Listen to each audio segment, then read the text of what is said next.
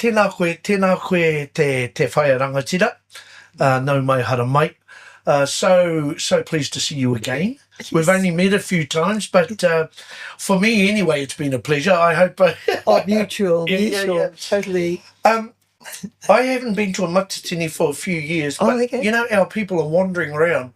Their feet aren't even touching the ground, this lot. These thousands of people are just like walking in the clouds. It has been that uplifting. Yeah. How have you found it? I found it extraordinary. Yeah. I haere hau ki te nuinga o ngā Matatini. Aye. Mai te tau 1990. Aye. Oh, no, earlier. Oh, brought up with haka. Right. Grew up with haka. Okay. Yeah. Very much grew up with in haka. Te Aroa. Yes. How cool. Hui tōku. Yeah. You know, the very early days, I remember Tuini Ngāwai performing. Right. I mean, I was born in the 1940s, so he rutu he kuiao. Yeah. You know.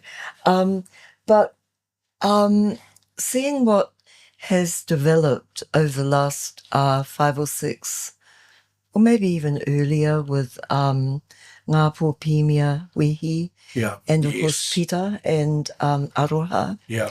With Manutaki, and then earlier with Archie Tamanui and Maidi, with those very early original groups, we saw the influence of city living, of modern choreography, of particular issues, and I think haka, particularly in the ancient context, has always been political. Yeah.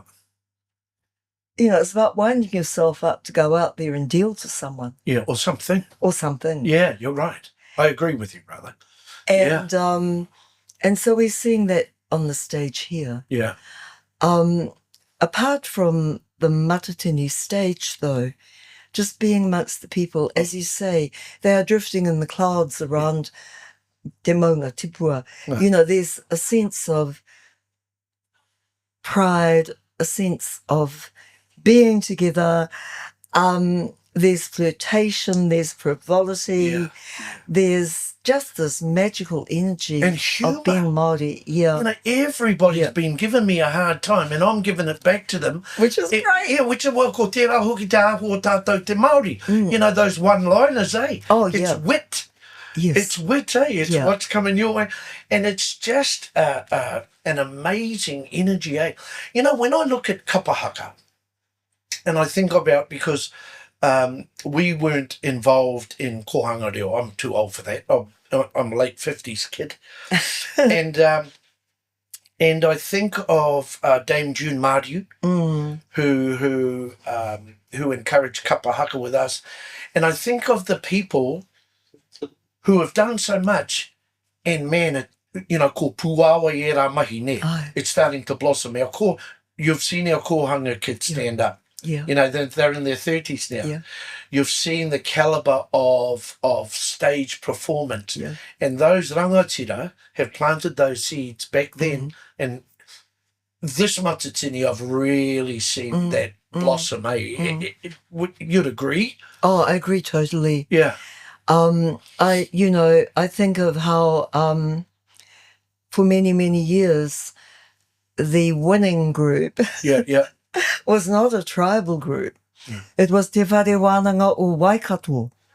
All through the 80s, right. They took out the top prize, Te Whakaihu Waka Trophy, the Duncan McIntyre. How ironic is that? His trophy. Yeah. I mean, that is weird. Yeah. But they took it out. You go to the taonga tent where they're all displayed, and all over most of the trophies are little shields saying Te Whare Wānanga o Waikato. Now, why is that? Because Tīmoti Karetu and Jim Milroy, Wharehuia, were teachers there. And of course, the kaumātua was John Rangio. Yeah, come on. And then over in the Teachers College for a while was Ani Tuatua Black. and of course Kataraina Te Hei Kōkō Mataira.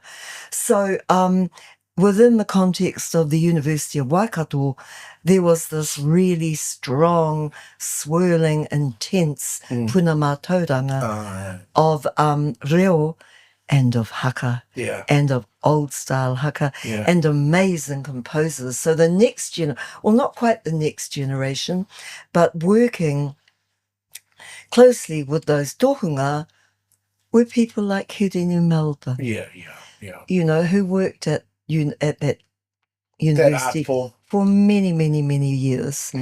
And then following him were people like Te Kahutu Maxwell. You know, and really interesting, creative and dynamic wordsmiths and composers. And so we've been really, really lucky. Yeah, I think they'd be proud. Oh, yeah, I think they would too. Yeah, really proud. Definitely. Yeah. To see what's happening here. Yeah. And another one I didn't mention though was Media Simpson. Yes. Miss Media Simpson. Wow, what a treasure that and was. The impact she had. Yeah. Particularly on the language. Yeah. And on the language of haka. But you know, the other thing is when I met Media once in the early stages of my career in television and comedy and stuff. And just these people, they were so encouraging. It didn't matter what you did, he Māori koe, and they were just so encouraging and supportive.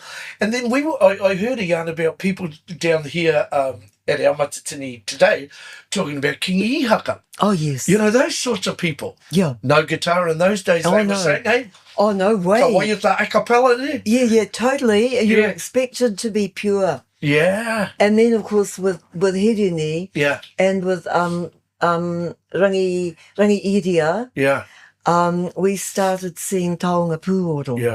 Yeah. You know, that very slowly crept in, but that was still in context. Yeah. And even now I'm seeing the whole thing about the introduction of drum. Yes. And a slightly Pacific flavour. Oh, definitely. And I love it. Because, you know, our whakapapa goes right back to there. Yeah. Well, our Ngāpuhi group and That's right. Te Pūao. Yes. Well, their theme was Kura Matatini. And they had this young girl, like this amazing, dynamic, brilliant, extremely fair, and very little woman with a Hawaiian headlay and a hoe, which didn't look Māori. No. And she was kind of doing her thing all over the stage. She was amazing. And the entire focus of that group's performance was on kupe and was on the history of parts of the north. Yeah. I mean, it was brilliant. It was amazing. Yeah. The haka was utterly extraordinary too, I've got to say. Yeah. So, yeah, and you know, you just feel so proud, really. And the byproducts, if you look at the byproducts of tēnei mahi te kapa haka, right? Yes. Tinana, wairua, hinenga, you know, it's that whole tapa whā, whare tapa whā concept. And it ticks all those boxes. Yeah, it does. Whānau. Yeah. You know, eating properly, going for a walk, going for a run. Yeah. You know, you go to a living inn, you're taking all your tamariki with you, so they're immersed by, you know, in those whare. Yeah. So even though in these really tricky times, I think we've muscled up, even though that's probably not an appropriate phrase, but you know what I mean. You know, ko kaha, ko tahi, tātou ne. And kia ora te tinana, me te wairua, Hidengaro, Ngāko, all of that. And the reward is that you live longer and you live better. Yeah, which is amazing. Yeah. It's and just seeing well, I guess what has most moved me here is that we are a people under attack. Yeah. We are under siege. God knows what those twits will come up with next. Yeah. It shames me that four actually, of the most impactful and influential perpetrators are from Taitokerau. Right. I mean, there is a shame in that. Or there's an irony in that. Yeah. There is a deep irony in that. You've pointed that out clearly to me. Ko taka te kapa, the penny has dropped for me. I get it. I get what you're saying. Yeah, there is. Yeah. Because for so many years, the radical leadership, you think of Matt, particularly, but even Dover. Yeah. And the Hirini. Yeah. But, think of Matt and Dover and the Tāwhai men. Yeah. The dog tax stuff. Yes. You think of that history, and they were radical activist politicians for the people. Yeah. And they were led by their communities. Yeah, that's right. And they listened. Yeah. Especially Matt. Yeah. And we've seen this shift, and it's actually disturbing. Yeah. And you've got 4 of our relations in there. Yeah. In the coalition. And I know that one is a kind of extremely marginal. Yes. But he is Ngāti Rehia. Yeah. Even though it's a profound embarrassment. Yeah. And what are they doing? Yeah. They're wrecking us. Yeah. They're shaming Ngāpuhi, Taitokerau. Yeah. But they're wrecking us. Yeah. And even though a couple of those dudes are incredibly clever, and their fancy footwork gets fancier by the moment. Yeah. And their wordsmithing's pretty flash. Oh, yes. But there's still that betrayal. I call it a betrayal. Yeah, and I'm happy to say that to their faces. Yeah. They know that. Yeah. But it is. Yeah. And I think they will have a big wake-up call. Very soon.